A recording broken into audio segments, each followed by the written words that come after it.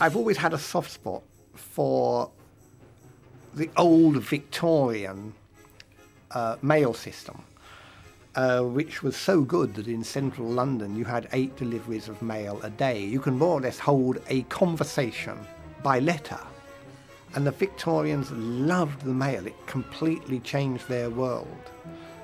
And I wanted to get that feel of a world where the technology was so new and bright and wonderful that people really cared about it. I'm the new postmaster. I'm so sorry. I really am. Once upon a time, people wrote poems about technology and communications. And in a way, Going Postal is my working on that theme.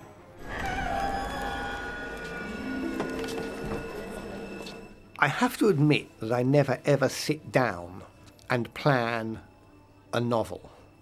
I knew what I wanted to do, which was to write with the Postal Service and possibly a kind of very early mechanical internet system. I loved the clacks that they'd done because it looks as if it could work. I liked the idea of a con man who's basically a decent guy.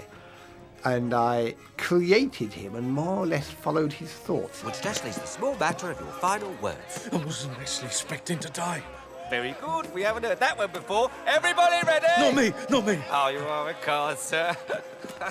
I just started off with the hanging scene and all the rest of it, and I didn't know too much about him, but I knew Lord Veterinary was going to, as it were, as a condition of his parole, make him do the unenviable job of bringing the postal service back. Certain death or the post office? Hardly a choice. More an alternative.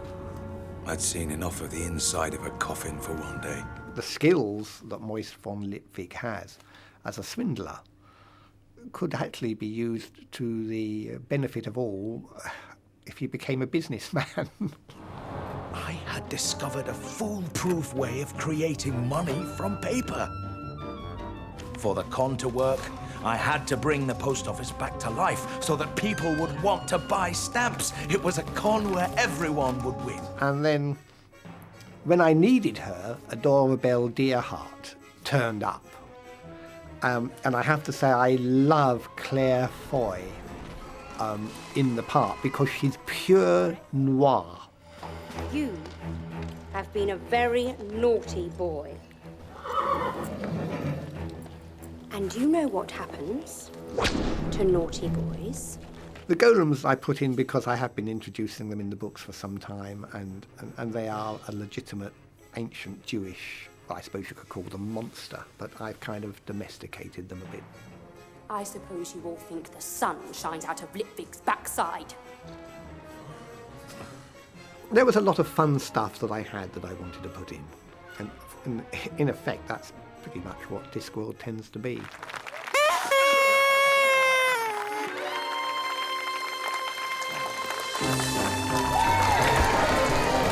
One of the nice things that they did on the set in Hungary, they kind of papered the set with advertising slogans and things like that and graffiti and so forth, quite a lot of which you won't actually see unless you're very keen-eyed.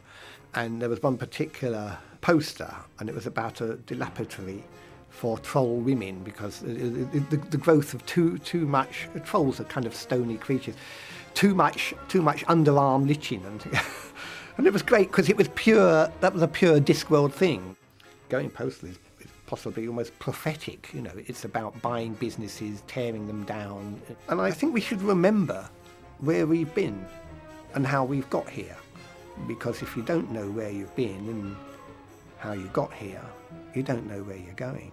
Can you seal a clax with a loving kiss? Can you cry tears on a clax? Can you enclose a pressed flower?